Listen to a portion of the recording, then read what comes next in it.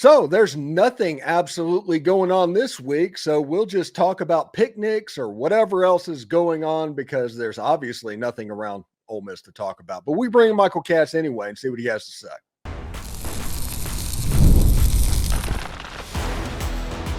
You are Locked On Ole Miss, your daily podcast on the Ole Miss Rebels. Part of the Locked On Podcast Network, your team every day. Welcome to the Locked On Ole Miss podcast, the most watched Ole Miss podcast out there. I'm your host, Steven Willis, a 10-year veteran member of the national media with Yahoo Sports and a former Ole Miss staff member.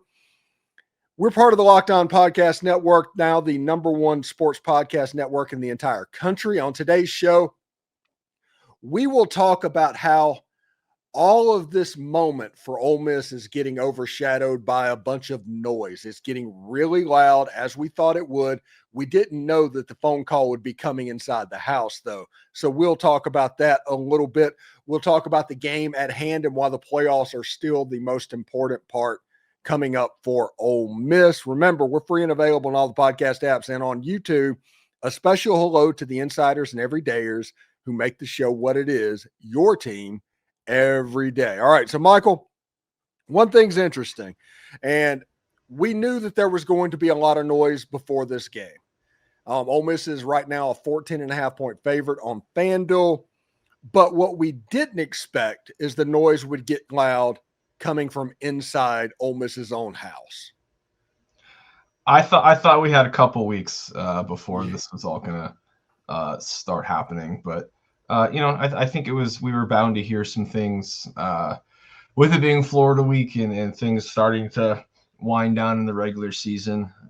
There's a lot out there. There's a lot of fans who are going through it right now. There's a lot of people trying to figure out what to make of all of it. I know we're going to talk about it, but man, there's still a game this weekend. The big game, and I was talking to you off air. It's like my first game was Steve Sloan's last game, 1982. It was the Egg Bowl against Mississippi State. Mississippi State won that game 27-10. I know the score by heart, and that game happened 43 years ago. And Ole Miss has gotten gradually better over the years as it goes. Ole Miss has had a significant run over the last 5 years, and this game was supposed to be a culmination, a coronation, something like that, with the playoffs coming to them. And it has been completely overshadowed by all of this. The game itself is huge, and in my opinion, should have been the focal point this week instead of whatever's going on.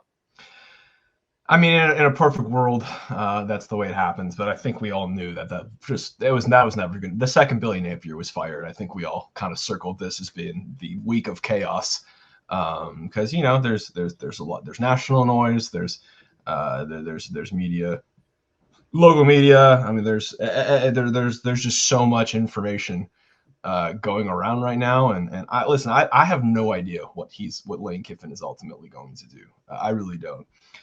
You could flip a coin, and that's kind of where I'm at right now. But there's a lot of people doing really good reporting. There's really good reporters out there.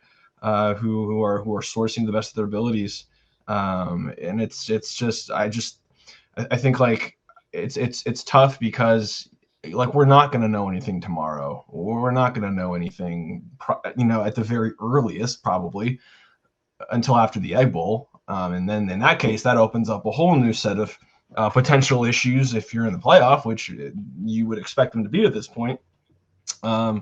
Just the timing and. There was always going to be stuff that was going to get out, or if things were going to be reported this week. That's a guarantee. That's people's jobs, and that's what we're supposed to do. It's just kind of crazy that this is a team that has a chance to still go 11-1, and no one's talking about that. And I understand what the big story is nationally, but I think Ole Miss making the playoff in a quote unquote rebuilding year is supposed to be a big story too. All right, hypothetically, let's say that Lane takes the Florida job and announces it after the Egg Bowl, and Ole Miss does what it should do, and I will be consistent about that and not let him coach a playoff game. Who's the person that you think takes over in that game? You think it's Joe Judge, just out of the experience from the NFL? Yeah, I mean, I think he makes a lot of sense. And also, just given where they've been with Lane and an offense, I think you'd probably want a guy on that side of the ball kind of running the show. It'd probably be less of a transition. And I think Pete Golding I could see as well, but I think Joe Judge just kind of makes you leave your coordinators where they are, and just have Joe Judge hypothetically do his thing. I think that would probably be the most seamless thing. He works with the offense, he works with the quarterbacks. The communication, I'm sure, would be probably a not as big of a deal if he took over. And it just, listen, I know all the noise that we're hearing right now and all of that stuff, but it would be completely weird knowing how competitive this dude is and how much the playoff means to him to give up a playoff for the right to potentially coach another playoff down the road. That to me, that's the logical question that I just can't get to. And that's, I think, as much stuff has been getting out. I think the bottom line is like I don't want to say caveats, but there's been a lot of like, we still don't know what's going to happen. Like, hey, like this is what we've heard. And it's from people who know what they're doing. This is well-sourced stuff. But at the end of the day, the only person who knows what is going to happen is Lane Kiffin. I don't even know if he knows right now, because he's probably trying to win a football game right now. He's probably trying to get to 11-1 so he can make the playoff, because I think that's the whole point of this exercise, right? It's to make the playoff. Yeah, of course you would like all the money and the perks, or whatever. If he did leave for Florida, whatever reason that would be. But again, he's a competitor. He wants to win this game. He wants to win this game bad. One, because of what happened last year, and then two, with all the noise right now. You want to prove that stuff doesn't matter to you. And then on top of it, you're trying to make the playoff for the first time in program history, and you're trying to prove that you can be a coach who actually finally gets over the hump. So there's just so much behind this game that is overshadowing what I think is a really fascinating game itself. Yeah, and we will talk about that in the second segment real quick, just to get this out of the system. Why do you think it came out now? Like, and speaking, like we make the joke about the phone calls coming from inside the house type deal. Why do you think it couldn't wait until Monday? I mean, it's not a reporter's job to do what's best for Ole Miss. You know what I mean? It's not their job to protect the program or to make sure Lane stays or goes or whatever it is. I think it's when you get your information and you feel good about it, you run with it. I think it's more of just like, oh man, I thought I had a few more days. You know what I mean? Until we got here. But again, the reporters don't work for Lane and Ole Miss and doing PR. It's their job to report to the best of their ability is what they're hearing and what they know to be true to this point. It's tough timing because of where we are in the week and where we are. There's a huge game coming up, and you got a bye week coming up, and it's going to get loud then again too. And then you've got Egg Bowl week, which historically is when it's gotten the most loud, if history is any indicator. So I think timing's never perfect, but again, I'm never going to. I'm always going to support my fellow reporters if they're doing good work.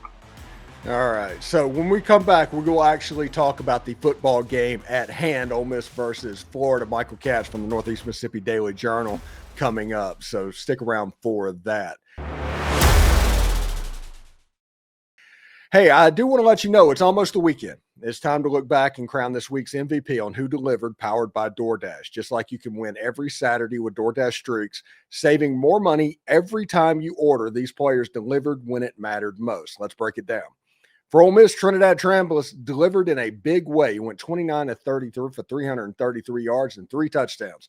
The threes are wild there against the Citadel in about a half of work. When the pressure was on, he came through, no hesitation, no delay. And if you've been watching week after week, you know that this performance isn't a fluke. Trinidad Chambliss is on a streak. And just like Trinidad Chambliss delivered for Ole Miss, DoorDash delivers for your Saturdays. With DoorDash Streaks, you have every Saturday you order, you can save. Stack it all up over the season. You can save up to $250, including $100 in DoorDash credits. Order this Saturday and keep the streak alive. Fuel your game day only with DoorDash. Terms apply. Promo period runs through 11-18. And do us a favor, like, subscribe, and comment on the video. Subscribe to the podcast on whichever audio podcatcher you're listening to and give it a 5-star review. It costs absolutely nothing but keeps all of this free. Locked On is getting ready to change the game again, all in the name of having fun following your team. It's coming in December. More details as we have it. And thank you for making Locked On Ole Miss your go-to listen at the first part of the day. And thank you for making Locked On your number one sports podcast network in all of America. All right, Michael, you said that this game is a weird game. Not a weird game. It's a good matchup. And one of the reasons I think it's a pretty good matchup is I really, really like Jaden Baugh as a player. Now, you're missing the Wilsons on the outside, and this Florida team would look increasingly different if they played.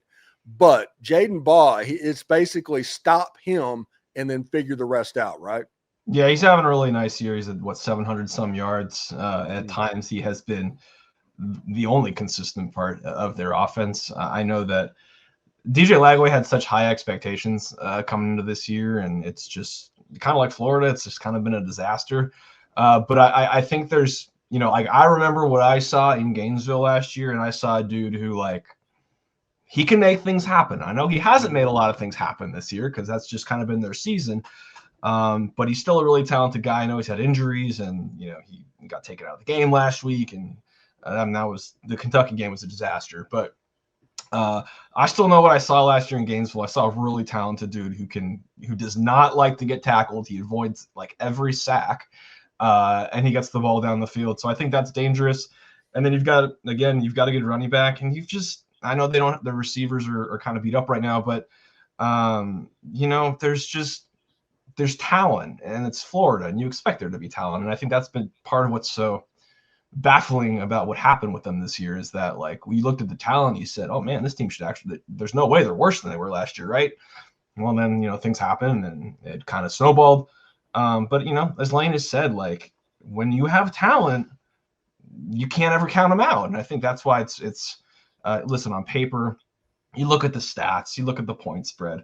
This shouldn't be a question, but it's played on the field, and they still have dudes. So I'm really curious to see how it all matches up. Yeah, and everybody is going to be distracted a little bit now with what came out today. So we'll see exactly how that looks for Ole Miss. Now, offensively, I think Trinidad Chambliss can be the X factor in this game. Last year I talked about on my show, Jackson Dart, for as talented as he was, you would look at the games that Ole Miss lost and it'd be Trey Harris, 13 catches, second receiver, 3 catches. Trinidad Chambliss is much more balanced, much more spread out.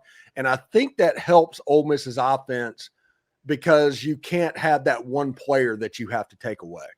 Yeah, I mean, there's personnel-wise, obviously they're different than they were a year ago, but also just philosophy-wise, it is so spread out the way that they do things. I think they've got 4 guys with maybe it's 5 guys with 400 yards right now, and the most is 550 something, which is Harrison Wallace III. It's just so evenly distributed. And then you add in the fact that you have a running game this year, which I think changes things a lot. That was a big problem last year. As we remember, there were some key conversions that they couldn't get.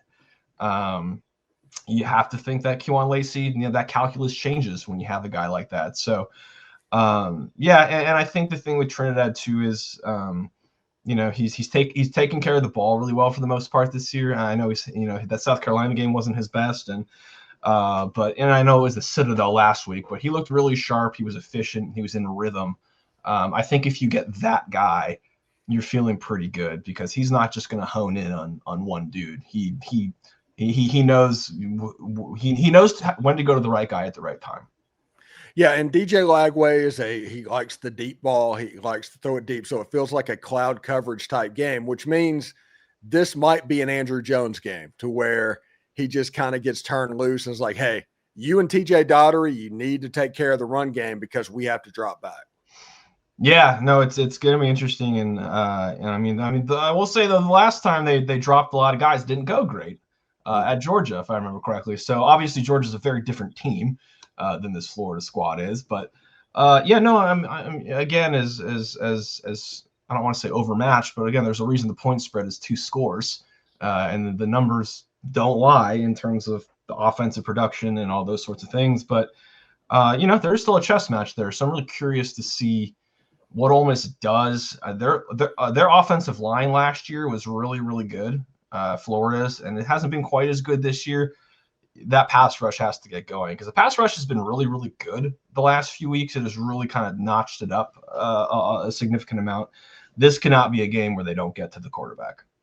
Yeah, that makes actually a good bit of sense. Anyway, when we come back, we're going to turn the page a little bit to basketball and talk about this Chris Beard team getting off to a good start. We're talking with Michael Katz of the Northeast Mississippi Daily Journal. Stick around for more.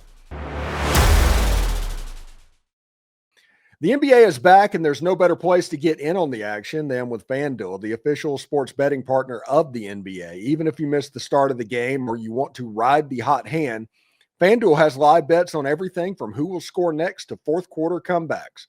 Plus, you can even combine your live bets into a same-game parlay for a shot at an even bigger payout. It helps keep every game exciting, especially when your team is making that late push. Right now, FanDuel is giving customers $300 in bonus bets when that first $5 bet wins. So head on over to FanDuel and sign up and play your game with FanDuel.com, the official sports betting partner of the NBA. All right, Michael, let's turn the page a little bit and start talking about basketball a bit. And the game against Memphis was really impressive because of what I call the French Connection, which is a totally original name that I came up with. Ilias, Camerdine, and Kaza, Jifa. They played extremely well, and there seems to be a nucleus or a foundation that you can just build off of those two. Man, Ilias has really, really impressed me. I know you hear things coming into the season and about, oh man, you need to watch this kid, but he just can do everything, and he looks so smooth and in control. And I think Penny Hardaway in his post-game press conference was asked about Ilias, and he said he's the kind of guy that like makes college basketball look easier because he's played pro ball already. He's just completely in command. He is that's a dude, and obviously, Kaza is he's a talented player too. He's played a lot of ball.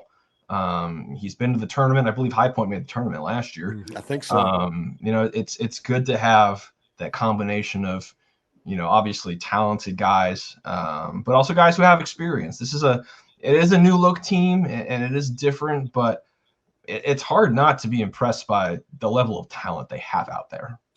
Yeah, AJ Storr, we haven't even talked about him yet, and he's only averaging about 16 points per game at this point, and his outside shot is pretty fantastic. It looks like Ole Miss got the Wisconsin version of AJ Storr, not the Kansas version. Yeah, I don't think he had made 4 threes in a game last year, and he already has one such game this year, I believe. So they are getting the better version, and when he's good, he is really, really good. He is an all-conference player. He is a difference maker. He is a guy who can, if you need a bucket late, he's a guy you can go to. And I think they have a few of those guys right now, and I think that's a good situation to be in. And then of course you still have Malik Dia, who, he's shooting threes at a pretty decent clip right now. That shot looks pretty good. I imagine Chris Beard would probably like him to post up a little bit more and maybe get some rebounds here and there.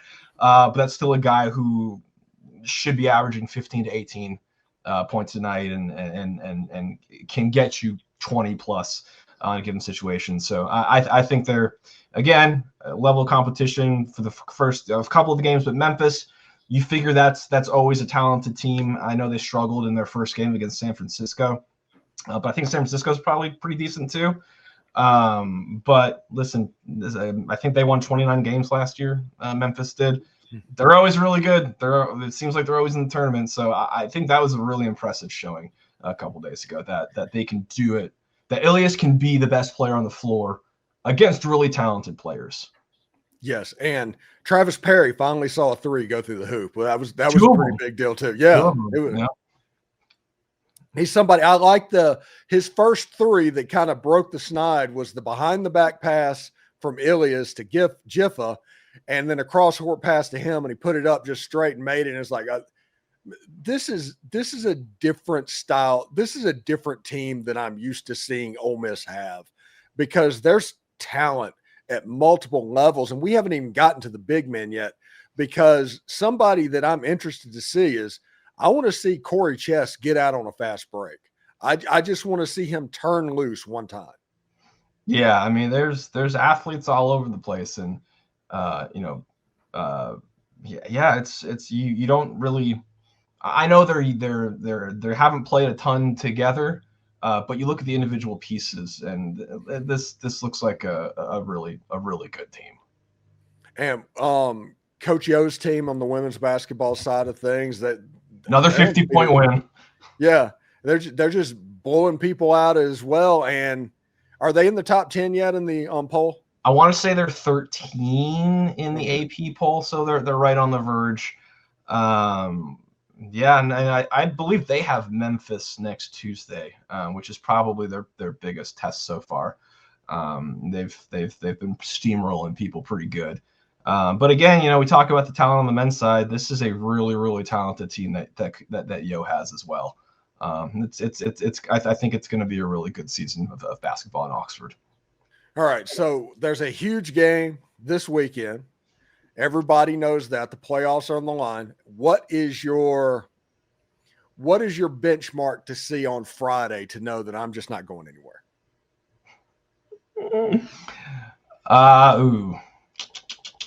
Yeah, what do you look for in a game day to determine whether it's okay to go out or not? And I'm not talking about the square. I'm just talking about in Oxford.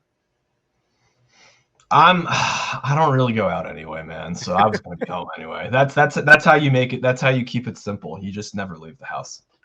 Yeah, I'm curious to see. I'm waiting on the pictures from the Grove, because I imagine that place is going to be pretty packed out. Yeah, I think and Trinidad was doing a signing in the square today, and there's like a line around the corner. I'm like, this is only Thursday, so it's just going to get crazier, man. And then, of course, you're going to get some road fans start to come in, and you imagine they are going to be at their loudest this weekend. They've been waiting for this one. That stadium is going to be hostile. Yeah. It is going to be hostile. I mean, and I tell people, like, this could be the Ole Miss version of that Tennessee game in 2021. Yeah, there's I think there's going to be a lot of disagreements. Yeah, it's one of those days that I say it. If you're looking for trouble, you will have no trouble finding it. So, amen.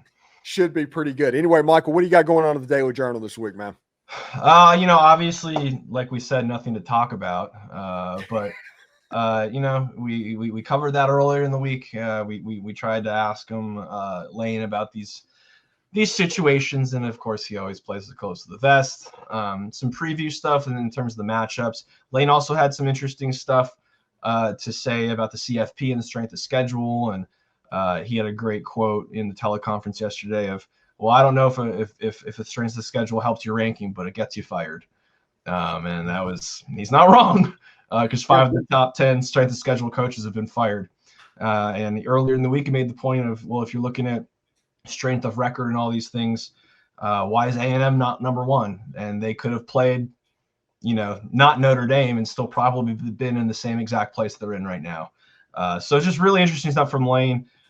He always has thoughts on those kind of things. He's been really consistent with where he is on that too. So that story should be coming out tomorrow as well. Is there a press availability on Monday?